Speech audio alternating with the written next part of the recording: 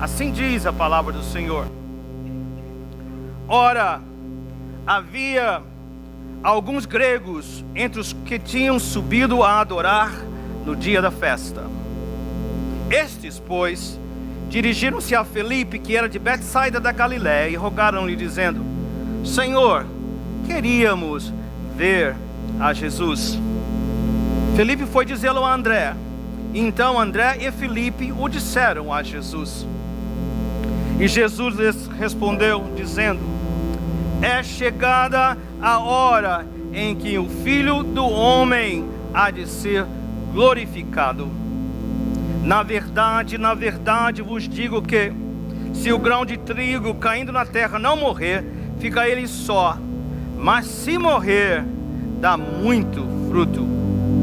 Quem ama a sua vida, perdê-la-á. E quem nesse mundo aborrece a sua vida, guardá-la-á para a vida eterna. Se alguém me serve, siga-me. E onde eu estiver, ali estará também o meu servo. E se alguém me servir, o Pai o honrará. Agora a minha alma está perturbada. E que direi eu? Pai, salva-me desta hora.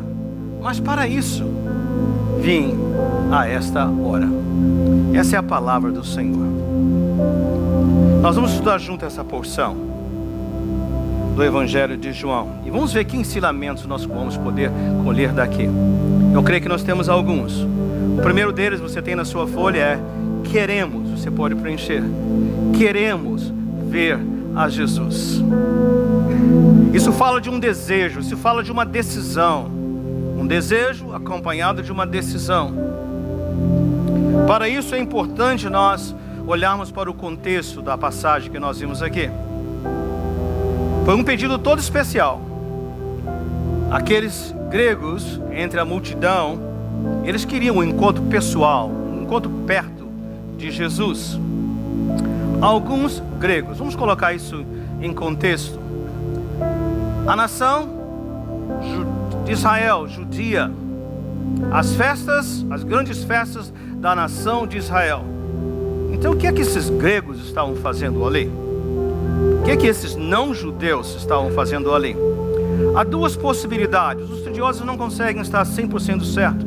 Uma possibilidade é que ele era do grupo chamado pessoas não judias que temiam a Deus, que tinham a reverência a Deus, que ouviam e percebiam, observavam e tinham um desejo de conhecer o Deus de Israel.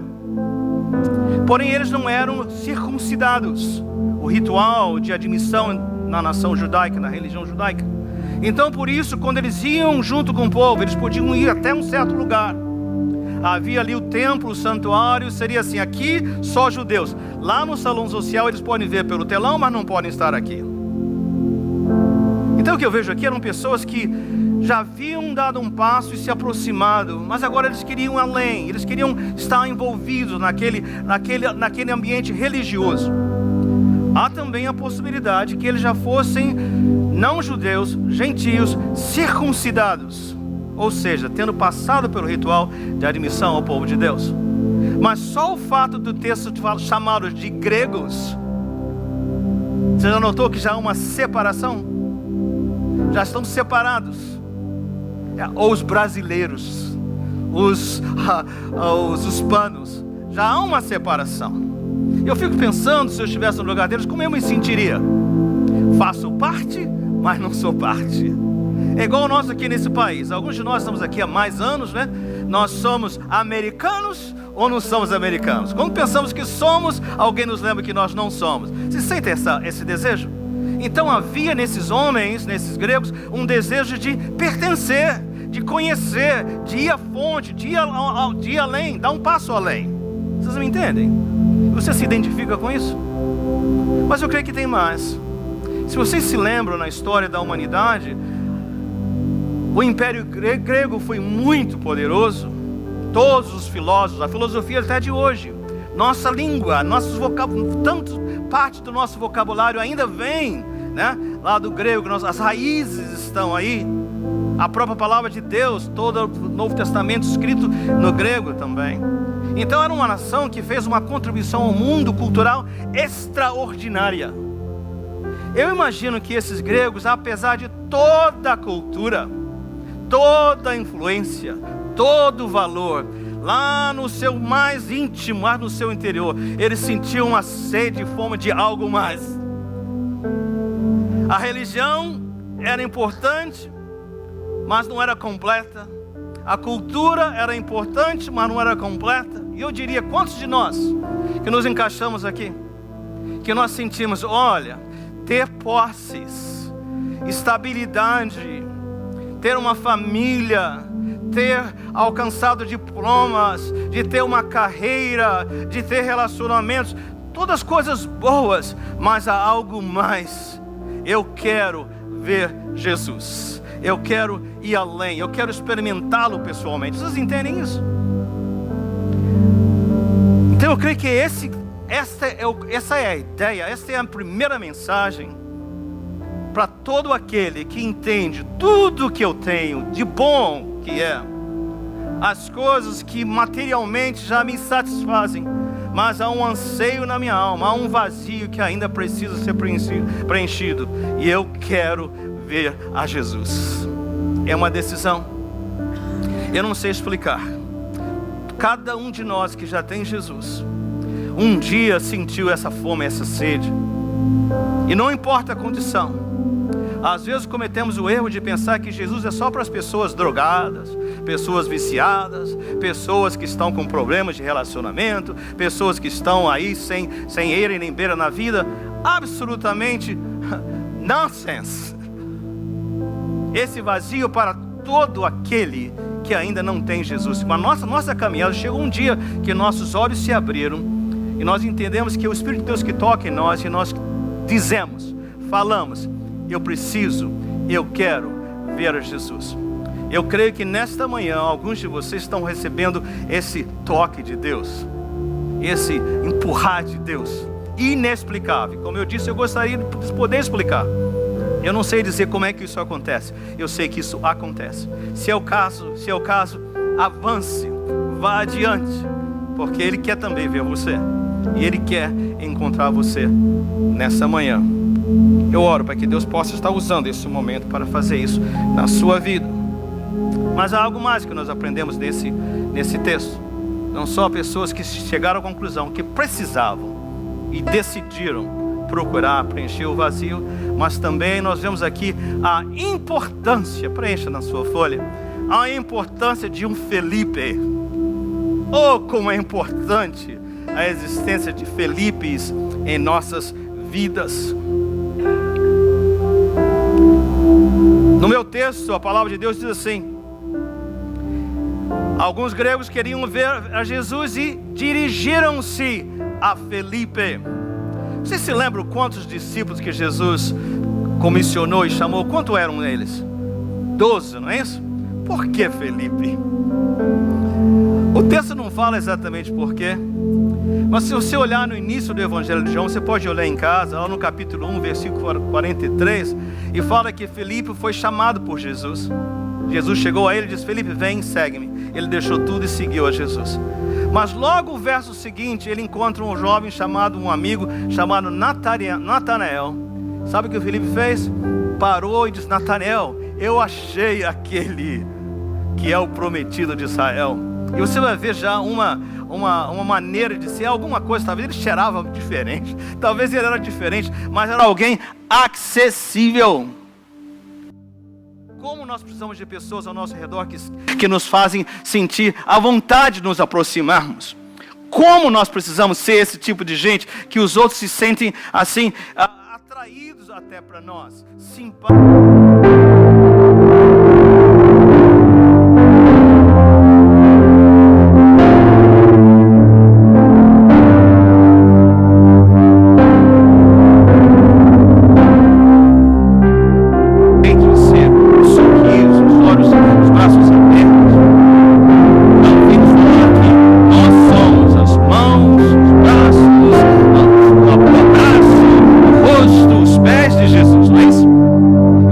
Era desse tipo.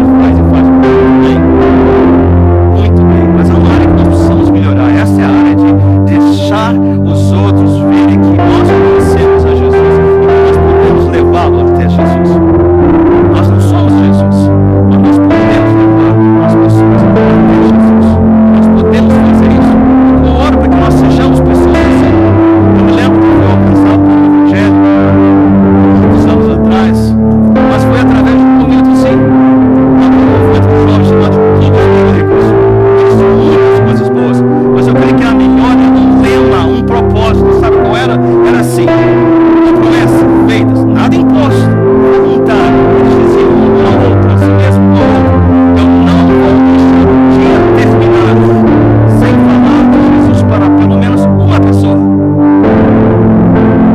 ônibus, no táxi, na escola, no trabalho. E aquela promessa: Senhor, eu não vou deixar esse dia terminar sem falar pelo menos para uma pessoa. Eu me lembro de ter sido alcançado nessa onda de avivamento. Felipe escreveu: eu sei que você está reconhecendo a minha fome, a minha sede, eu sei que eu posso levar você até Jesus. Eu não sou Jesus, mas eu posso levar até Jesus. Há algumas áreas da nossa igreja que nós precisamos ainda melhorar.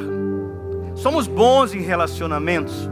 Precisamos melhorar no nosso discipulado, ensinar as pessoas, mas principalmente precisamos desesperadamente nos aprofundarmos no evangelismo, falar aos outros: achei aquele que transforma nossas vidas, que transformou a minha vida.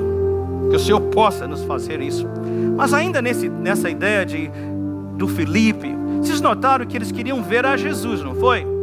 Você não notou que a resposta de Jesus foi tão estranha? Ele não disse que sim, ele não disse que não, e nós não vemos não há uma narrativa que eles realmente se encontraram. Mas preste atenção, é porque eles estavam apontando para um encontro físico, que era Jesus apenas ministrou por 3 anos. Estava prestes a ir para a cruz, já não estaria mais visível ali. Mas notou que Jesus falou que se o grão de trigo, lembram olhando no texto? Se o grão de trigo não for plantado, ele não vai ter vida. E nós sabemos que quando um grão é plantado, o que acontece? Ele morre, mas quando ele nasce multiplicado. E ele aponta, e ele começa a dizer assim: é chegada a hora. Que hora é essa?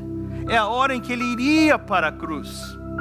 É a hora que ele ia oferecer a sua vida por você e por mim. A hora em que a ira de Deus, o julgamento de Deus ia passar todo para ele, sobre ele.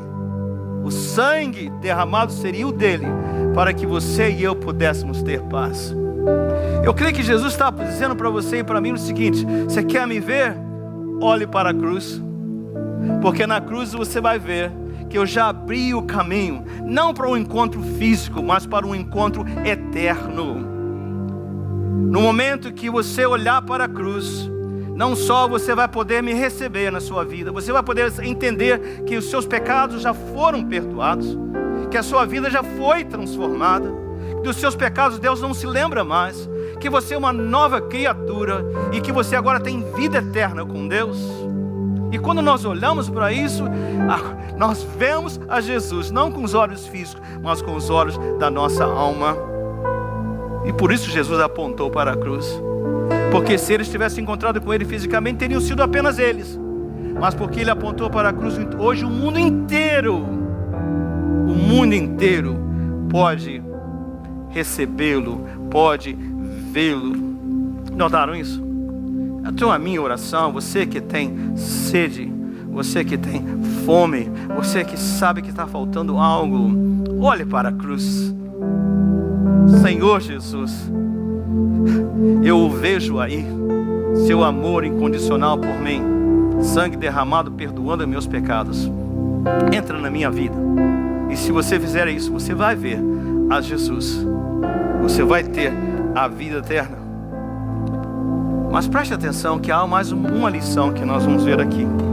E essa lição é a terceira e última, que nos diz que este caminhar é mais precioso que a vida. É mais precioso que a vida. O texto fala assim: quem ama a sua vida, vocês têm aí, né? Quem ama a sua vida, perdê-la-á. Eu fico pensando que isso quer dizer o seguinte: quem ama a sua vida, nesse contexto, é aquele que está tão absorvido nos interesses da vida terrena que encontrará ruína. Porque ele fala: aquele que perdeu sua vida, achá-la. Ao passo que a pessoa que se desprendeu dos interesses mundanos obterá a vida eterna. Eu não creio que Deus está falando de suicídio aqui para nós. Ele não está falando nada de negativo nem extraordinário.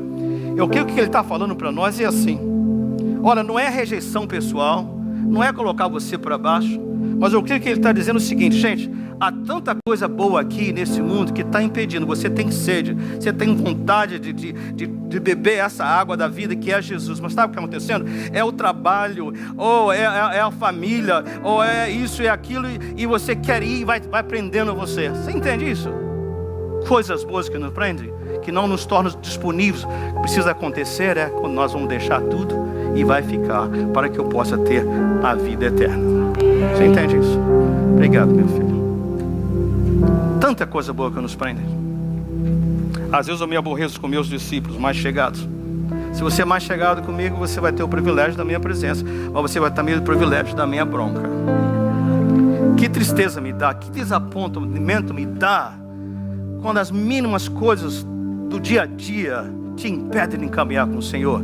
É dor de cabeça, é dor no corpo. E quem é que na América não tem dor no corpo no tipo de trabalho que nós fazemos?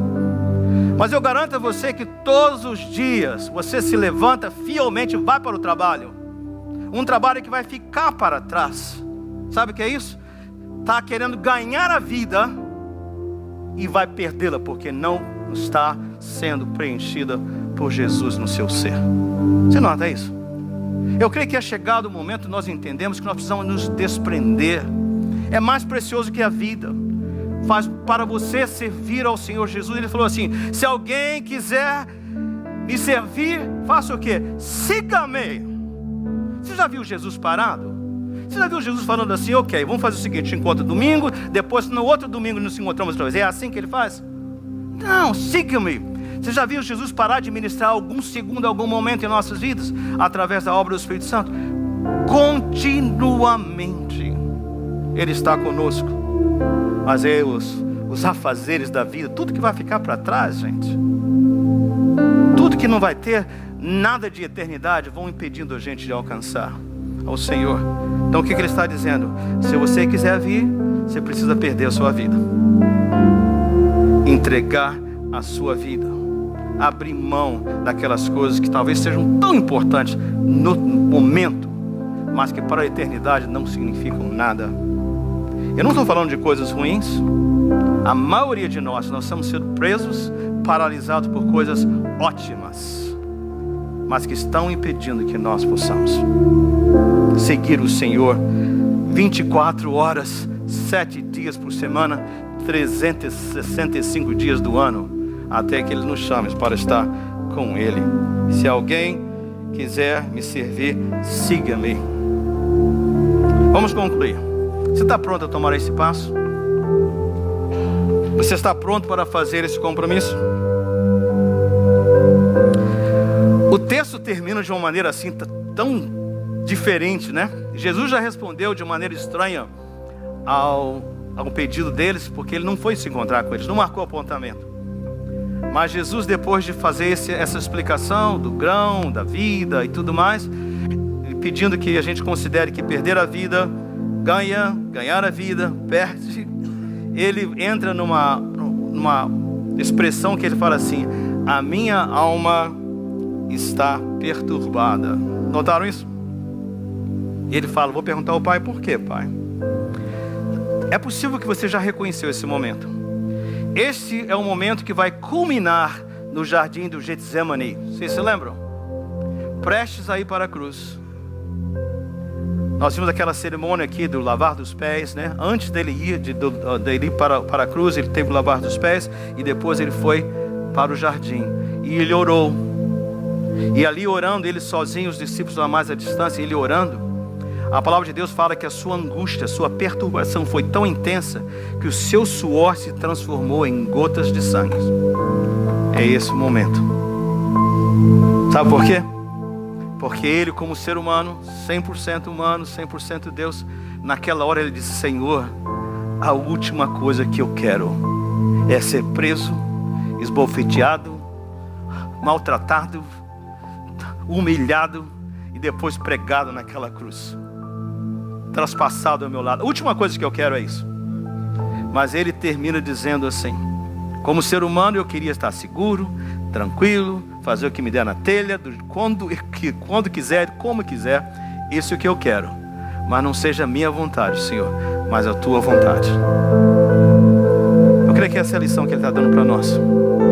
Nunca o puxar para trás vai deixar de existir em nossas vidas. Aliás, mais decisão, mais sede, mais puxar para trás. Se você quiser ganhar a sua vida, você precisa perdê-la. Não a minha vontade, mas a sua, o Pai. E você terá a vida eterna. Mas você vai ter mais. Presta atenção. Nós, seres humanos, andamos pelo que nós vemos, não é isso? A palavra de Deus nos convida para andar pela fé. O texto fala assim: e o nosso Pai, e o meu Pai que está lá no céu, Ele vai honrá-lo. O versículo termina assim: se alguém me serve, versículo 26, siga-me, e onde eu estiver, ali estará também o meu servo. E se alguém me servir, meu Pai o honrará. Eu creio que há duas promessas aqui espirituais que você não pode conferir de maneira material. Que promessas são essas? Ele diz o seguinte: se você fizer o absurdo de perder a sua vida, se você fizer o absurdo de deixar o que está visível e me seguir, sabe o que vai acontecer? Eu estarei com você. Você já imaginou a presença, a promessa da presença de Jesus conosco? Você pode imaginar algo mais maravilhoso, mas a gente fica assim, o trabalho, a família, a riqueza, o futuro, e aí, mas Jesus, não, eu quero tudo isso, mas Jesus, não funciona. Ele disse: se você vier a mim, eu vou estar contigo. Mas ele não parou aí, só isso já era bom. Só a sua presença de Jesus é bom. Ele fala um pouquinho mais. O que mais que ele falou? E ele disse: e meu Pai o honrará. Eu não sei nem que tipo de honra é esse, mas eu tenho já um padrão para olhar. Eu vi como Deus tratou Jesus, não foi? Filipenses 2 fala assim: que ele se esvaziou, Jesus, e ele se tomou forma humana, foi obediente até a morte, e morte de cruz. Mas o texto fala assim: mas o Pai o exaltou e o fez assentar nas regiões celestiais, na sua direita, e ao seu nome todo nome, ou todo joelho se dobrará, toda língua confessará. Esse é o padrão. Nós não sabemos exatamente como Deus vai nos levantar, mas Ele diz: eu vou honrar você. E se nós queremos saber como é que o Senhor honra as pessoas, olha o que Deus fez com Jesus. Aliás, Efésios já fala que Deus não só nos vivificou, mas nos fez assentar nas regiões celestiais. Mas para isso eu tenho que largar o que está me prendendo aqui. Você está pronto para fazer esse compromisso? Irmãos e irmãs, gente querida de Deus, não há olhos que tenham visto, não há ouvidos que tenham ouvido o que Deus quer fazer conosco aqui e agora. Mas para isso tem que haver um desprendimento. É mais precioso do que a vida. É deixar tudo e dizer: Senhor, eu preciso do Senhor, eu quero vê-lo em minha vida. Para alguns de nós, talvez vai ser a primeira vez que nós vamos fazer isso. De palavras, de público, dizer: eu tenho sede do Senhor, eu tenho fome do Senhor, eu quero conhecê-lo, quero vê-lo. Mas talvez para alguns de nós que já o conhecemos, mas que ao longo do tempo fomos nos afastando, fomos ficando presos, e o Senhor quer nos desprender para estar junto dele. Você quer fazer esse compromisso? Eu quero estender essa oportunidade até você. Ao preparar essa palavra, alguma coisa ficou clara na minha vida. E nessa sexta-feira e sábado nós tivemos num congresso também, uma conferência extremamente importante. E eu tinha a hora que eu tinha que falar assim: Senhor, para um pouquinho, deixa eu respirar. Porque como Ele chama, como Ele nos chama para uma entrega incondicional, completa, e dizendo: você não pode imaginar o que eu vou fazer com a sua vida. Você precisa confiar em mim. Mas Ele fala também: mas eu não vou compartilhar com você com essa multidão de pesos aí que te prendem. Vem a mim, estarei contigo.